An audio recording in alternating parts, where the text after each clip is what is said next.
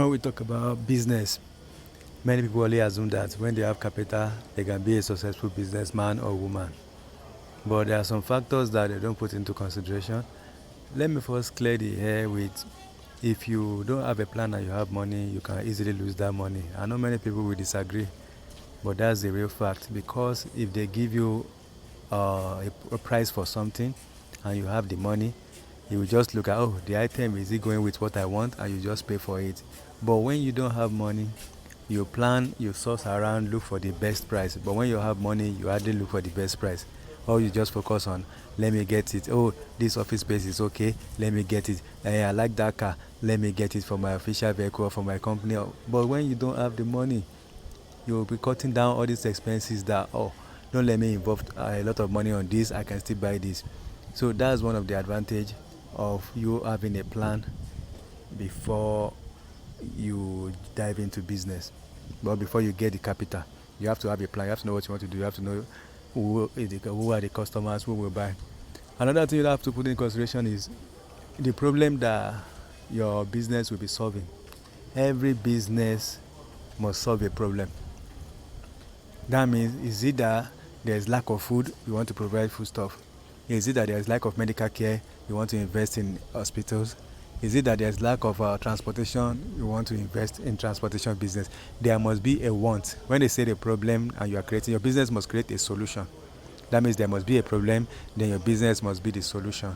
That is what it is. Don't do business with emotions.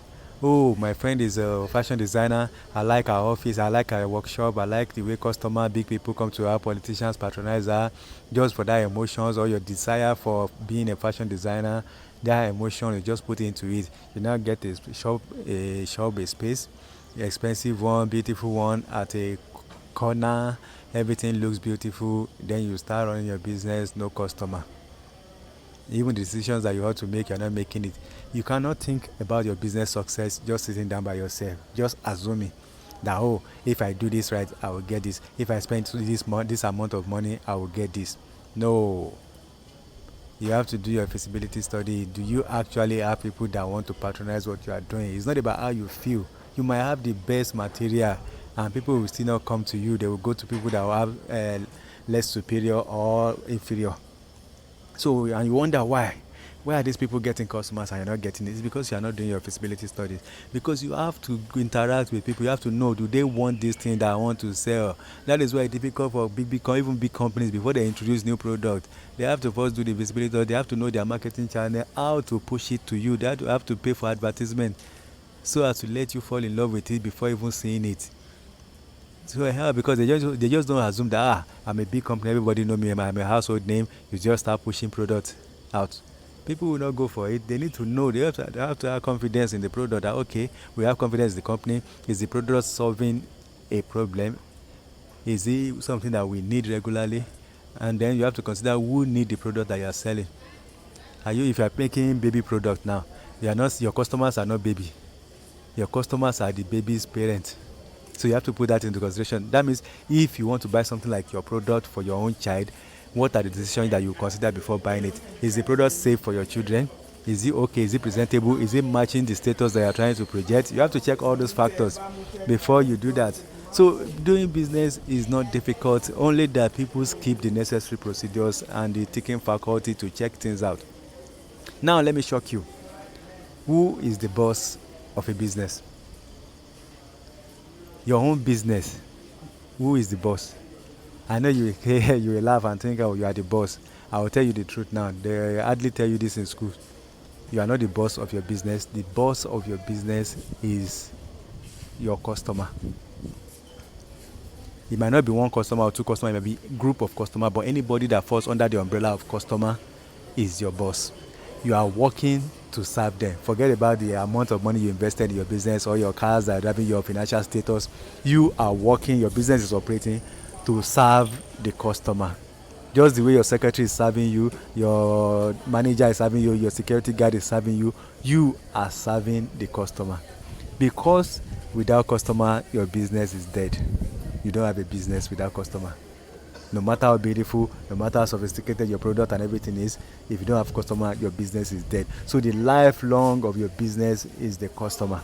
So that is why they always say that customers are right. Not that they are right verbally or anything, decision making, whatever, but they are right in the sense that you are working to please their decisions. You are working to please them. You are working to keep them coming because their money that you need is not their smiling face or their tiny face or cry. It's their money, their pocket is what you need. So you have to serve them. You have to make them like what you are offering them so that they will continue to come. An extension of that is now they will not be giving you referrals.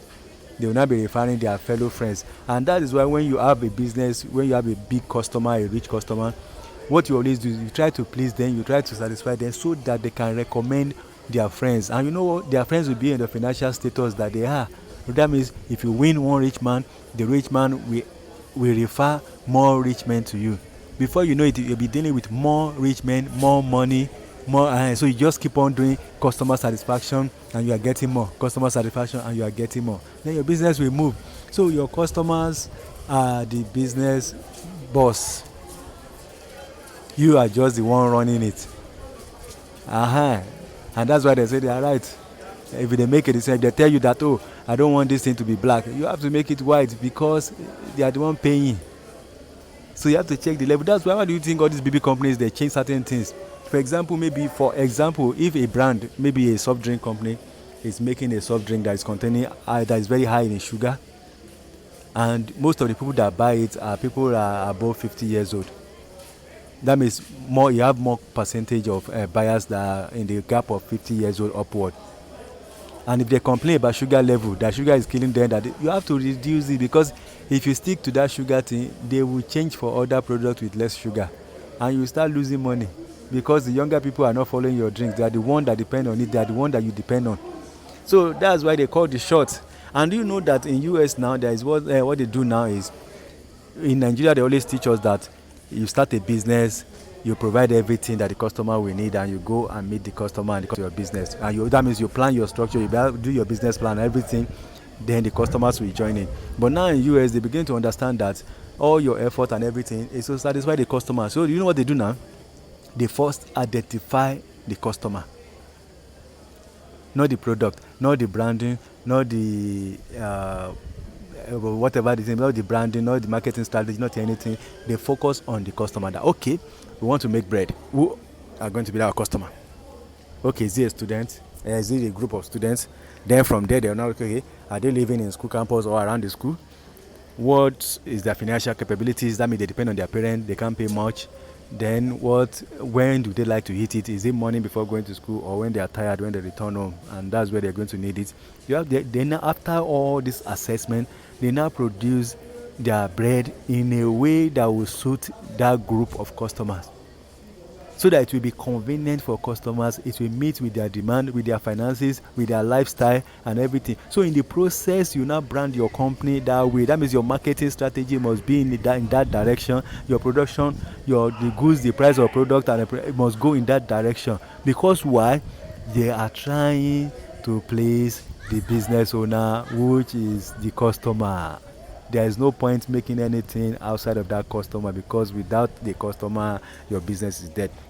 Now, I don't want to go far too much about this thing. I know some of you have heard this thing. I just want to broaden it. I just want to explain it in a way that you understand more. It will stuck to your head, so that when you are making decisions, when you are planning your next business, you just don't go with emotions. You can say, I like to be a businessman. I like people to call me sir. I like to have a big office. I like to have a big desk. And you start working on it. But no, it's not about you. It's about your customer. That is it. Because if you can keep your customers, if your product is good, it will get to a point whereby you'll be selling your name. It's not necessary to product a product again. Look at all these big brands now, like Adidas, Nike, all these people, that they are not selling that quality. They are selling that brand, the name. Look at what China did. That they are making videos on TikTok that if they remove they are the one making the shoes for Nike, for example. They're the one making Nike shoes, and their Nike is charging maybe $1,000, like $500, but they are producing it for less than $100. And people are saying, oh, Nike is cheating us. Nike is not cheating you. Nike is charging you for the name. How many of you normally go to the market and buy shoes that is made from China, have been made in China, that does not have any significant name? You don't. You always go to the market and see China shoes, but you don't normally buy them. You always go for the one that have the name, because it's the name that you want to rep, so that when you wear it, people will say, that is Nike, that is Adidas, that is Jordan. That is what you are paying for. It's not the shoe quality. If you want ordinary shoe, you will see it in the store, but people are not going for it. The same people that are complaining about Nike overcharging and everything, they will still not go to Chinese shoe, because they have been seeing those Chinese shoes ever, but they didn't pick it. They go for the one with the name. That is why you have to build your name, build your brand. Before Adidas, all these people get to that name, to that position that they are charging you more, they have to pay for endorsement, they have to pay for celeb, they have to pay for advertising, they have to pay for many things to make up that name. So when they now have the name, China will now think that, we can do the product lesser without the logo. That's not business. Even if I do business with that, I will not trust them, and I will back down. I will move my company to another place. I will move my business to another place, because I cannot rely on customers that can easily turn on me because of political issues. So that is what we have to check. Although if they have normal agreement, the company Nike, all these people can sue them too, because if you have agreement, that's another thing. When you have to contract, when you are dealing with other people, you have to have a contract that will spell things out. Now that you can have contract with somebody that, okay, if you are making this shoe for me, you make it for only me. You can't make it for another client. You can make a hair. Then if you have any issue, you don't disclose any of our contract. You don't expose our contract out to the public. You don't disclose. You have to have all those things in your contract, so that they know that they do your work for you. You pay them. They shut their mouth. They don't talk about your business or your product, even though they are the ones sewing it or making it. They don't discuss it. It's part of it. So business is wide, business is big, business is fun if you just know the fundamentals. Funny thing, I'm a graduate of business administration, but most of these things I'm telling you, they didn't teach us in school. They are just teaching us by all these old school business tactics, what they study, what these England people, the English people brought to Nigeria, the ancient business formula and all these things. We don't need all those things. What have evolved more than that? That's why I always tell people, forget about all these old things that you study in school. Go online and see what is happening. That's why you see young people making money now. Things have changed.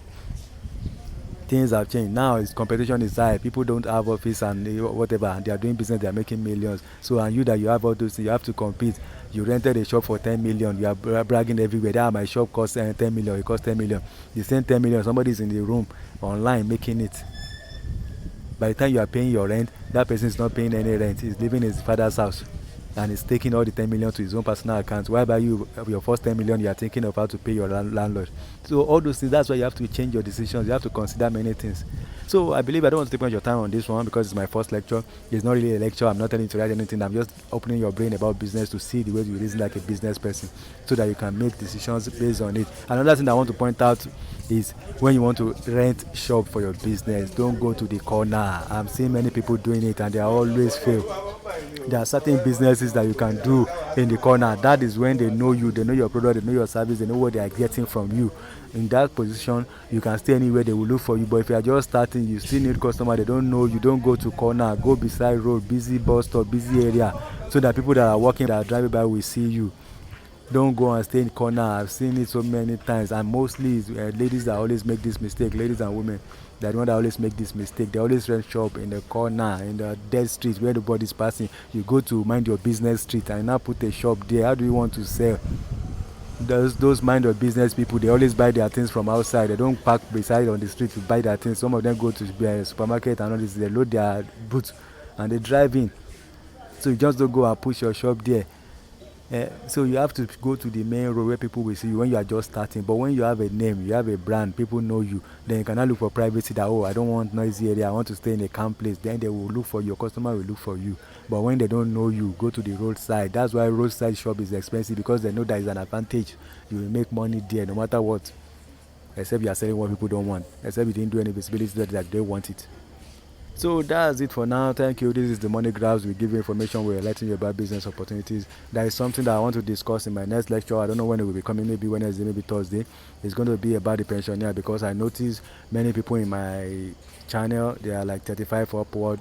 So, and I think when we talk about pension, we don't need to focus on people that are retired only. We need to focus on the young people that are still working, because it's very easy to make a plan for yourself for the future. Plan your pension. Don't depend on government pension. Don't depend on all this pension scheme or whatever. Plan your own private pension. But I will give you more details on how to do that.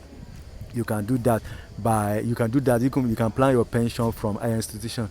You can plan your pension your first 5 years in your employment.